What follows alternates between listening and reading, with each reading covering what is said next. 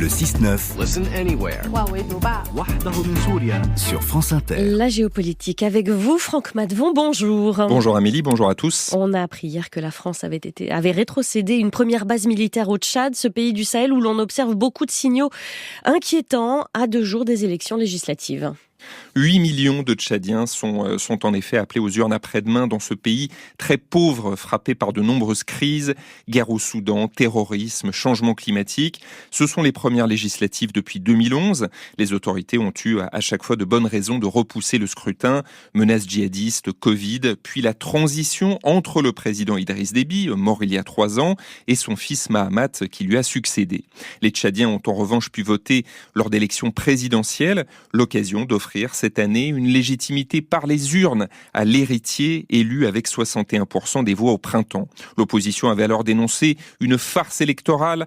Pas mieux cette fois, les anti-Déby voient dans ces législatives une mascarade qui vise à conforter Mahamat Idriss Déby, tout juste promu à 40 ans maréchal comme papa. Cette opposition appelle au boycott du scrutin. Et de fait, l'élection semble jouer d'avance. Oui, aucun suspense. L'instance qui pilote les élections est aux mains du pouvoir. Voilà 34 ans que la dynastie Déby réprime toutes les voix critiques, parfois dans le sang.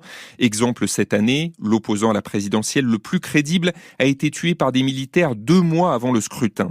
Le frère d'Idriss Déby, Saleh, s'était rallié à lui. On a appris sa mort avant-hier, vraisemblablement de maladie, mais le parti qu'il avait rejoint évoque un meurtre, accusation sans preuve, qui en dit long sur l'atmosphère à N'Djamena. Et ce scrutin intervient donc, Franck, peu après la dénonciation de l'accord militaire avec la France. Oui, à la demande du Tchad, la France a commencé à retirer ses troupes et ses avions Mirage 2000. Elle comptait près d'1 millier d'hommes dans le pays, pilier de son influence en Afrique. Mais comme ailleurs au Sahel, Paris doit faire ses valises. Sa présence est de plus en plus perçue comme un symbole post-colonial. La France est violemment rejetée au Mali, au Burkina Faso, au Niger, le trio des alliances des États du Sahel. Elle a aussi subi une humiliation au Tchad, qui a rompu les accords de défense au lendemain de la visite du ministre Barrot. Malgré tout, Mahamat Déby tente de ménager Paris, jamais de discours trop virulents. Les autorités se contentent de marquer leur indépendance à un moment où l'opinion publique voit la présence française d'un mauvais œil. Et le Tchad se tourne vers d'autres partenaires. Oui, le pays s'est rapproché de la Russie, qui pousse bien sûr ses pions en Afrique et adore faire de l'ombre à la France. Le Tchad échange aussi avec la Turquie, avec les Émirats arabes unis, moins en quête d'un nouveau parrain que pour diversifier ses partenariats. Mais le constat n'en est pas moins inquiétant pour la France. 1, elle a perdu un allié de poids en Afrique. 2, le Tchad se tourne donc maintenant vers des pays qui peuvent lui être hostiles.